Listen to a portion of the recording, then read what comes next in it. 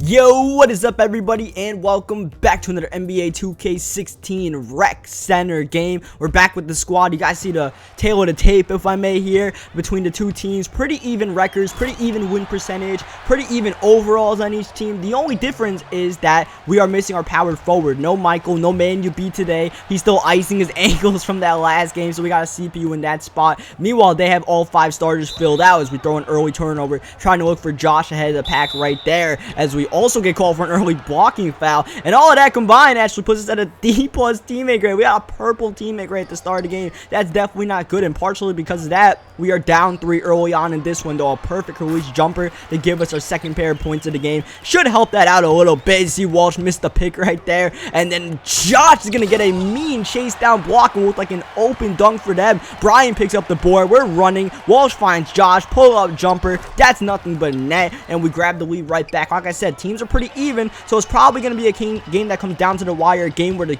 lead switches a lot as we find Josh, but Josh gets swatted off the backboard, and now they're running the break with the power forward. Their big man, we're ball handling a lot between the power forward and center, as the center dunks it right there in the paint. Brian's going to have a tough matchup because without Michael's power forward, with them having us having a CPU at power forward, they're definitely going to be able to bully us in the paint a little bit as far as boards and even points. You see, end of the first quarter, they end up drawing a foul on us with a second left. We had a good contest, but probably should have not jumped on that one, and because of that, we get called for a foul. It's an iffy call. Sometimes they call it, sometimes they don't. But because of that, and because of that turnover off the inbound, that's a 3-point swing. They missed the free throw and all that sequence as Brian gets a mean one-on-one block on the power forward, and that's going to allow Walsh to slam it down the other end.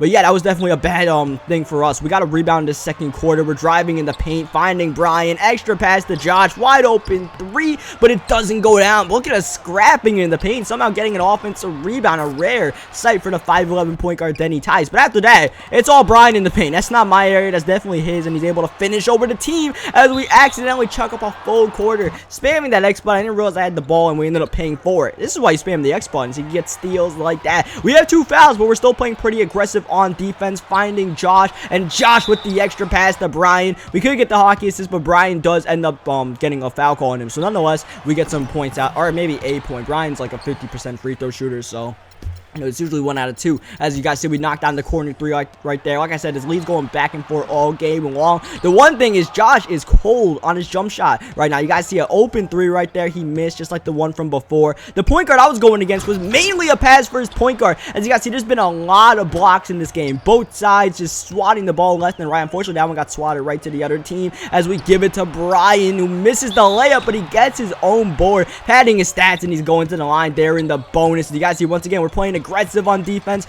getting the steal, finding Walsh, and Walsh pulls up a jumper that actually goes down. Definitely an accidental jumper right there when he had pretty much a layup on the break, and we take a 3-point lead to halftime. Nice rebound from the way the first quarter ended. We ended the second quarter strong as I get knocked down the paint. Thankfully, it wasn't a foul call. As you guys see on offense, we've been able to take the point guard pretty easily, penetrating and kicking to Brian. Penetrating and kick, I should say, is probably the easiest play in basketball. If you could execute that, you know, it's pretty much game over for the defense. They got to be ready for a shoot. As you guys see right there, Walsh was able to penetrate, find me open for 3, and we have been knocking down most of our jump shots early on. The way our team works is that pretty much we base who's got the best matchup on who starts cooking in every game. And right now, it looks like we've got the best matchup. Our point guard is not really playing much defense on ball or off ball. As you guys see, we got the floater right there. And because everyone's a willing passer on the team, Josh is averaging a lot of assists right there. You see, Josh has 3, Walsh has 4. We're the point guard, but everyone else is also dishing the ball out as they get an offensive rebound off a missed free throw.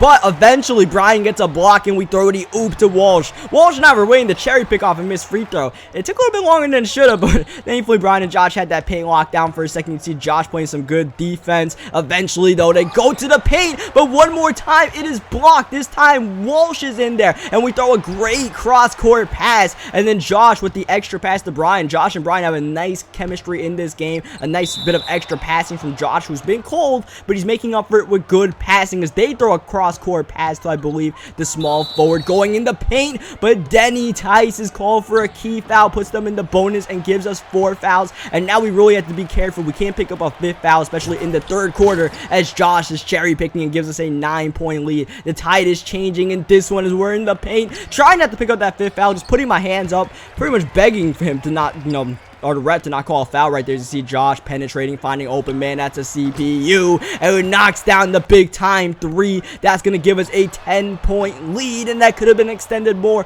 But Josh still cannot find the stroke on these open shots. But we get back on defense. Josh and I force the miss. Brian's ahead of the pack. We don't force the pass. We have a chance to hold for a better shot like a wide open 3. But these shots are just not falling down. Twice we had a chance to get a 13-point lead. Both times the shot doesn't go down. I'm looking for Walsh, but Walsh is not in the picture. He's not on offense. We're running a 4-on-5. CPU misses a shot, and Walsh is not here. You guys see he's just standing there because he's about to lag out of the game. Walsh usually has the worst connection of any of us on the team, and a lot of times he doesn't even make it through these games. You guys see he lags out, and because of that whole transition break, it ends up being a 4-point game. Like I said, we had a chance to make it a 13-point game twice, and now here we are on the brink of losing this thing at the start of the 4th quarter, as Josh does not knock down another jumper, I should say. We drive in the paint, wild shot attempt, somehow goes down over the center right there to help ease the bleeding, but they are knocking on the door of opportunity right now, and they're about to bust it wide open, and we continue to go cold as we find Brian, but Brian gets blocked. They get the rebound with the power forward, and once again, they're not really converting these chances. We're playing good defense. It's just that the offense is not knocking down a single bucket. Not even an open jumper from the foul line for us goes down. Instead, here they are just, trying to do all they can. We're playing good defense. They're moving the ball well, find the open man, and then the shot clock goes down. It's a 2-point game as we're looking for Brian, but he gets picked off by the center, and now they have a chance to take the lead right here in the paint. Draw the foul. He's gonna make both free throws and tie the game up, and now we are in a nail biter to end this one. We have to execute well on offense. All we could do is take good shots. That was not one of them. This is Walsh for 3 off the rebound, but it's no good. They're running the break right here, trying to take the lead, trying to do all we can, but they dunk it down, and we call a timeout to regroup. Without Walsh, it's just me, Josh, and Brian, and we need to get a good offensive game plan and find the open man. You guys see we're driving in the paint, kicking it to Josh, gives it to the CPU, open, got it. We needed that shot badly to end the cold streak, and of all people, the worst overall, the CPU got it to go. Josh with the good defense. Brian dominating with the board. He's by himself in there, but he's still grabbing a lot of boards. As we run, we penetrate. We're looking for Brian. We take our own shot, and we give our team the lead with 1:07 left. Pulling up, knocking down. They're trying to get the answer right here, but we are swarming right now. I'm playing off my point guard. He's a pass-first guy. They go in the paint and finish a tough layup of 48.5 seconds left.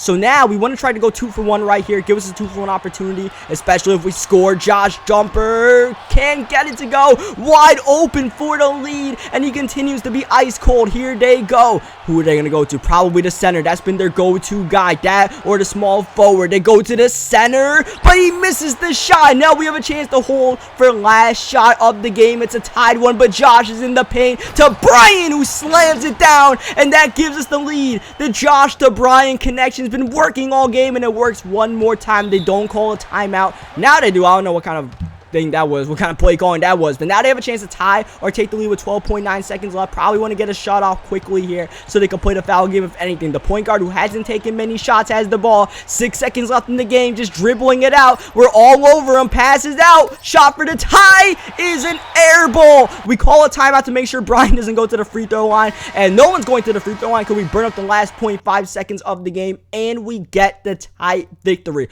Almost slipped away from us because somehow we were knocking down our open jumpers. Not much you could do about that, but we did make the clutch plays at the end to get the victory. So leave a like on this video if you guys enjoyed it. Subscribe for more NBA 2K16 Rec Center and my career, whatever you guys like, and I will catch